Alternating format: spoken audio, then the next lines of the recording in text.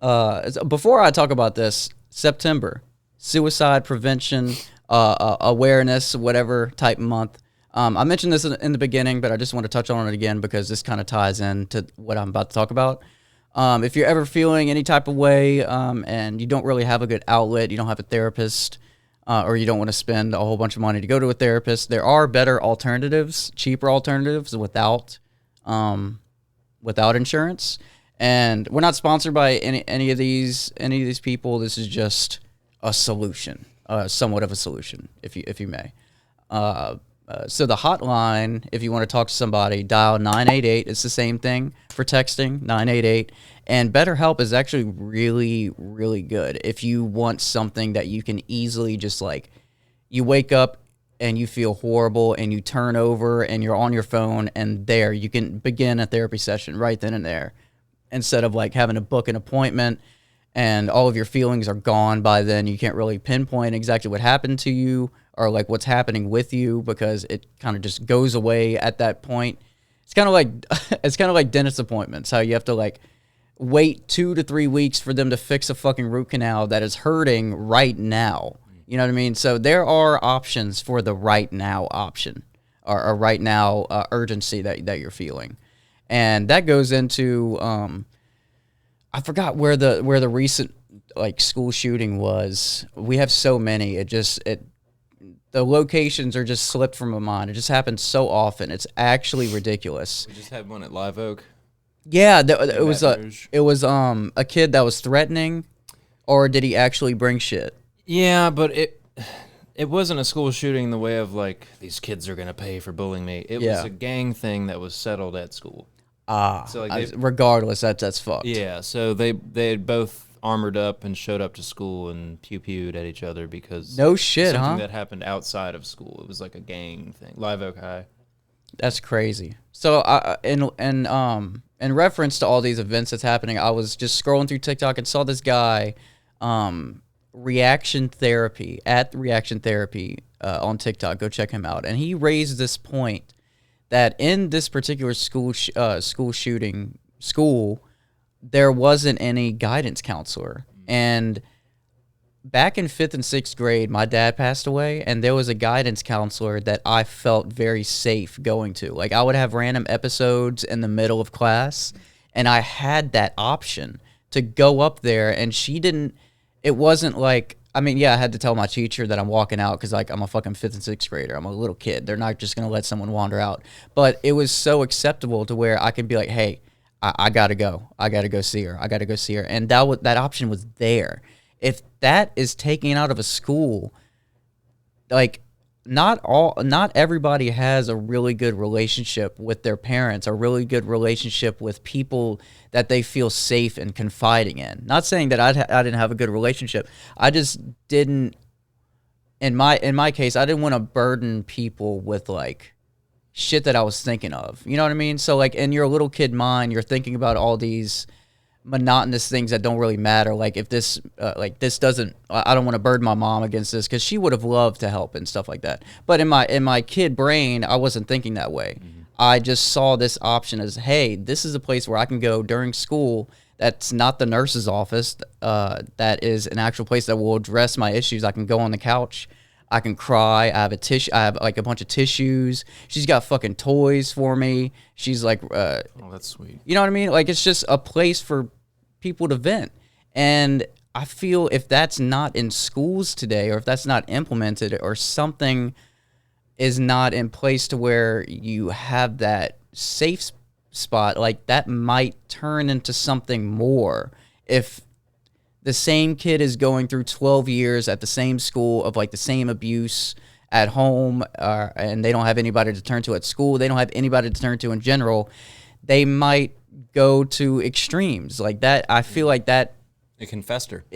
That type of thing can fester if not attended to. And I don't know if any of that really like was like cohesive enough to like make a solid train of thought, but that bottom line, guidance counselors are much needed in schools, and if you take them out, you take out a vital part of what makes a school like a school and like what you want to go to.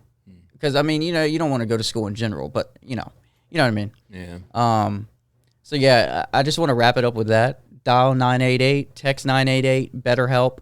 There is somebody that will listen. Hit us up. DM me. I might have some shred of knowledge or shred of, like, whatever to help you through whatever. Hit us up. And listen. Yes, we have ears. We will listen. That shit is a really big issue in this country, in this world. You know what I mean? You ever called the suicide hotline? No, I haven't. I don't know how that works, so I can't really. You just call. You just call, and then like you're immediately like put on with somebody. Mm-hmm. How many times does it ring? Do you know? Like 2 or 3. They are on it. Yeah, they are fucking on it. That's awesome. That's awesome. Yeah, I called once in 2018. No shit. The 988. Yeah, it wasn't that back then. It was. Oh, this is a new thing. They standardized the number, but it was like a 1-800 something. But yeah, it was when I was homeless, bro. And like I was living out of my truck with my dog. I was just like, bottom. Yeah, I was fucking But the dude that I spoke to was good. Really? We talked for about an hour and a half, and they don't, unless you are actively threatening to take your life or harm yourself. This is a very good point. They don't involve anyone else. Yeah. So like if you're calling saying you're on the edge of a bridge about to jump, they're going to calmly keep you on the line while they behind the scenes get some emergency services out to you. Right. Who, God forbid that happens, because trigger happy cops. If you go near a bridge, they just shoot you so you don't jump. Right. But yeah, they make that promise. Unless you're threatening to harm yourself, it's just going to be you and everything's confidential. They don't record any of that shit. So that's awesome that you had that to go to, and that was like, it wasn't some shitty 911 caller who's just trying to dismiss whatever you're calling about. They're like, okay. And like I hadn't eaten in like 2 or 3 days, and he was very sympathetic. He heard me out and was like, he was just a good dude, man. Like by the time I got off the phone with him after that hour and a half or whatever we spoke, I felt a lot better.